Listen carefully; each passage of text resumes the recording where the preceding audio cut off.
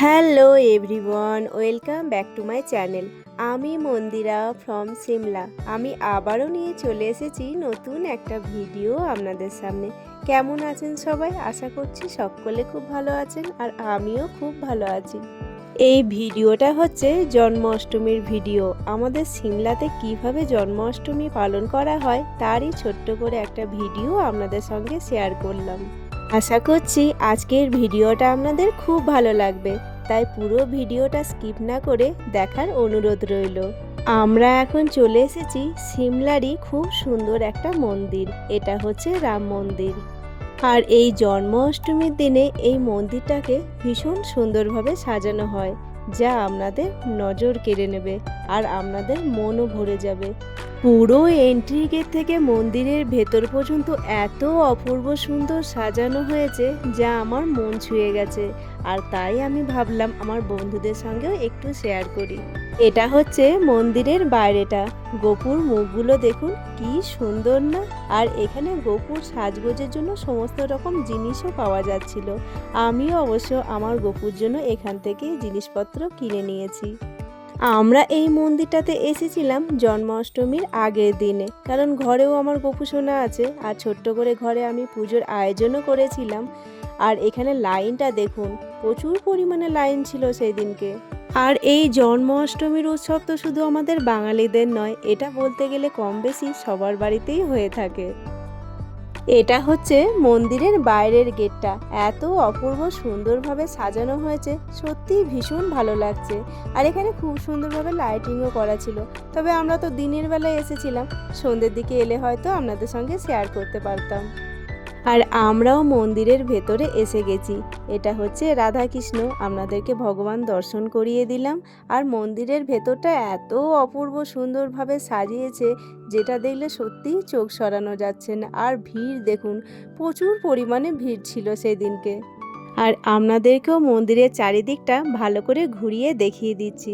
মন্দিরের চারিদিকটায় যেদিকেই তাকাবেন এত সুন্দরভাবে সাজানো, চারিদিকে মনে হচ্ছে দেখতেই থাকি, যেন দেখতেই থাকি। আর মন্দিরের চারিদিকের কারুকার্যটা দেখুন, এত অপূর্ব সুন্দর যা ভাষায় প্রকাশ করা যায় না। আর এখানেও রয়েছে গোপু সোনা। আর এই সাইডটাতে রয়েছে শ্রীরাম, লক্ষণ, মা সীতা মা আর বাবা বজরংবলী। এই মন্দিরটাতে এসে মনে হলো আমি যেন বৃন্দাবনে এসে গেছি। আর মন ছুঁয়ে গেল মন্দিরের এত অপূর্ব সুন্দর দৃশ্য দেখে। আমি জানি না এই মন্দিরটাকে আপনাদের সামনে কত সুন্দরভাবে তুলে ধরতে পারলাম। যেটুকু পারলাম আমি চেষ্টা করেছি আপনাদের সামনে তুলে ধরার। আর আমার ভিডিওটা যদি আপনাদের একটুও ভালো লেগে থাকে তাহলে অবশ্যই কমেন্টে লিখে যাবেন রাধে রাধে। ইচ্ছে ছিল এই জায়গাটায় বসে কিছুক্ষণ সময় কাটানোর, কিন্তু মন্দিরে এত প্রচুর পরিমাণে ভিড় ছিল যে বসারও একটু জায়গা ছিল না। দাঁড়িয়েই বেশ কিছুক্ষণ ছিলাম। আর এখানে খুব সুন্দর ঠাকুরের নাম গান হচ্ছিল, কিন্তু কপিরাইটের জন্য আপনাদের সঙ্গে সেটা শেয়ার করতে পারলাম না। এত ভালো লাগছিল ঠাকুরের নাম গান শুনতে, মনেই হচ্ছিল না যে এখান থেকে বেরিয়ে যায়। আর এখানে আমি আরও একবার ভগবানকে দর্শন করিয়ে দিলাম। অনেকক্ষণ ধরে এখানে ছিলাম, বেশ ভালো লাগছিল। তবে চলুন এবার বেরোনো যাক। আর ঘরেও তো আমার গোপু সোনা রয়েছে, তার জন্য তো কিছু কেনাকাটা করতে হবে। কালকে জন্মাষ্টমী বলে কথা, ছোট করে হলেও তো জন্মাষ্টমীর আয়োজন করব। তবে জানেন বন্ধুরা, সিমলাতে আর সব কিছু মোটামুটি পাওয়া গেলে তালটা পাওয়া যায় না। আমাদের ওইসব সাইডে যেমন তালের বিভিন্ন রকম আইটেম করে গোপু সোনাকে দেওয়া হয়, আমি আবার সেটা করতে পারি না। আর এখানে গোপু সোনাকে দেখুন, মাখন খেতে খেতে দোল খাওয়া হচ্ছে সোনার। চলুন এবার বেরিয়ে যাই এখান থেকে। আর এখানে ভিড়টা দেখুন, আমি বললাম না আপনাদেরকে এত পরিমাণে ভিড় ছিল যে এখানে একটু বসারও জায়গা ছিল না। আর এখানে শ্রীকৃষ্ণের বাল্য বয়সের লীলার কিছু ছবি দেওয়া আছে। আর বন্ধুরা, এইদিকে আমি কি কাণ্ড করেছি দেখুন। ঘরে ছোট করে হলেও তো জন্মাষ্টমীর আয়োজন করেছি, কিন্তু আমি আমার ঘরের ভিডিও করতেই ভুলে গেছিলাম। কিন্তু আমি আমার গোপু সোনাকে দর্শন করিয়ে দিলাম, কারণ আমার ছেলে ছোট করে একটা রিল বানিয়ে রেখেছিল। আর সেই জন্য আপনাদের সঙ্গে শেয়ার করতে পারলাম। এই হচ্ছে আমার গোপু সোনা। আয়োজন করেছিলাম ছোট করে, কিন্তু শেয়ার করতে পারলাম না। আর ঘরে জন্মাষ্টমীর পুজো করার পরে সন্ধেবেলা এসে গেছিলাম আমরা মন্দিরে। আর মন্দিরেও খুব সুন্দরভাবে জন্মাষ্টমী পালন করা হয়। আর এখানে কীর্তন হচ্ছিল। আর এই কীর্তনটা 3 দিন ধরে হয়। আজকে তো পুজো, আজকের দিনেও কীর্তন হবে আর কালকে হচ্ছে দধিমঙ্গল, যেটা আর কি হান্ডি ভাঙা, আর পরশু দিনকেও হবে মহিলাদের কীর্তন। আর এটা হচ্ছে পরের দিন বিকেলে দধিমঙ্গলের জন্য আমাদের শ্রীকৃষ্ণ রেডি হয়ে গেছে। আর কেমন লাগলো আমাদের শ্রীকৃষ্ণকে অবশ্যই কমেন্ট করে জানাবেন।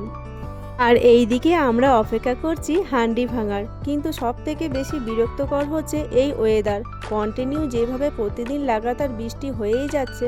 এই তো হয়ে গেল আজকে জন্মাষ্টমী, আর কয়েকদিন পরে মা আসছে, কিন্তু এরকম যদি ওয়েদার হয়ে থাকে তাহলে সত্যিই কি আর ভালো লাগে?